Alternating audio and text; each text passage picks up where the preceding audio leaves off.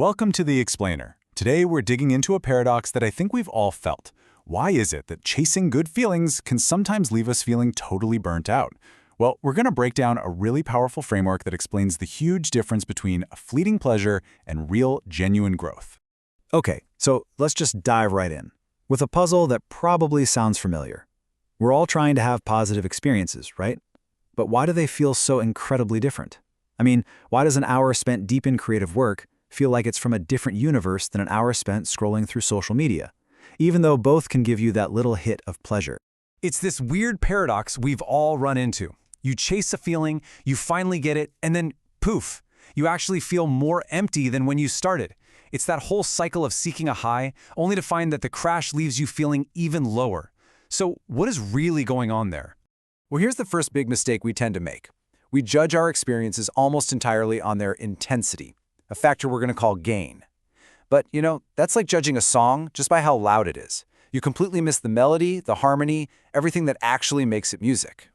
So if intensity isn't the whole story, then what is? Well, it turns out there's this brilliant, and actually very simple, three-part equation that helps us make sense of pretty much any subjective experience we could ever have.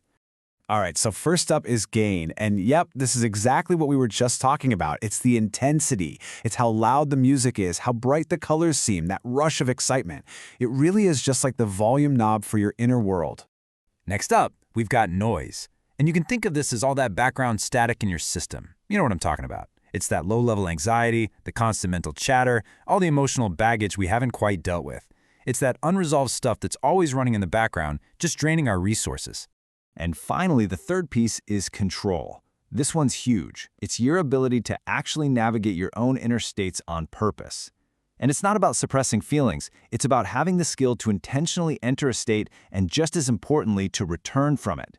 The question is, are you driving the car or are you just along for the ride? So here it is. This is the core idea. Our experience isn't just one of these things. It's the product of all three working together. A high-gain experience with really low noise and a lot of control is a totally different thing than a high-gain experience with tons of noise and zero control. One is what we've called joy. The other is basically dependence. Okay, so now that we have this amazing new lens, gain, noise, and control, let's actually use it. Let's start mapping the terrain of our own minds, because now we can draw a really clear line between four very common states that, honestly, we get mixed up all the time. Now this is so important. We've got to separate two states that might look really similar from the outside. Both of them seem quiet, but they are polar opposites. A quiet baseline is a state of real presence, where everything feels clear and vivid. Dissociation, on the other hand, is a defensive numbing, where reality feels kind of muffled and far away. And when we actually map it out like this, the difference becomes crystal clear. Look at that. A quiet baseline has low gain, super low noise, and high control. It's a stable foundation. But dissociation, it has zero control. It isn't a regulated state at all. It's more like a total system shutdown. And, this same sharp distinction applies to our high-energy states. A truly joyful state is something they call dynamic stillness. You're completely absorbed in what you're doing, and when it's over, you don't have this nagging craving for more. Pleasure dependence is the exact opposite. The moment things get quiet, it feels unbearable, and that feeling forces you to go seek another hit. So here's the crucial question you have to ask yourself. Are you doing something for the love of the activity itself, or are you just using that activity as a tool to get a feeling? The moment the feeling becomes the goal, that's when you know you're slipping into dependence.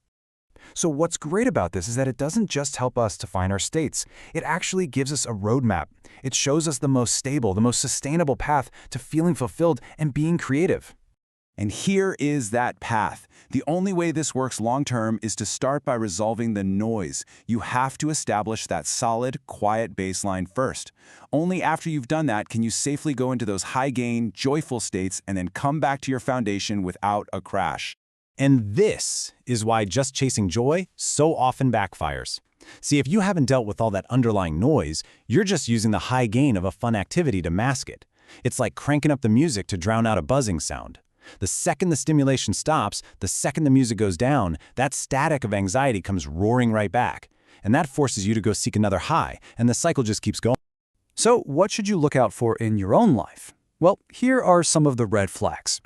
If you start to notice that quiet moments feel boring or maybe even a little agitating, or if you're chasing the feeling more than you're enjoying the actual process, that could be a sign you're just using pleasure to cover up some noise.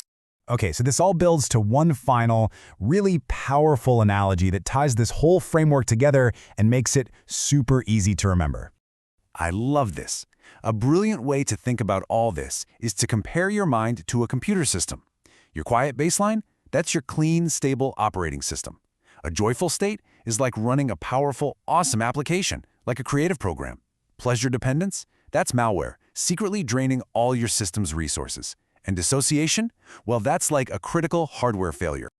And the key takeaway here is pretty simple, but it is profound. You absolutely need a stable operating system if you want to run your favorite apps. Your quiet baseline isn't a bug. It isn't a boring state you should avoid. It is the single most important feature of your entire system. It's the foundation for literally everything else. And this is a really crucial final point.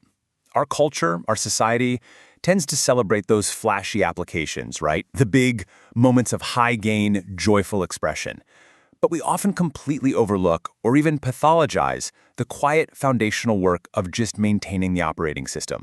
And so that leaves us with a pretty important question to reflect on.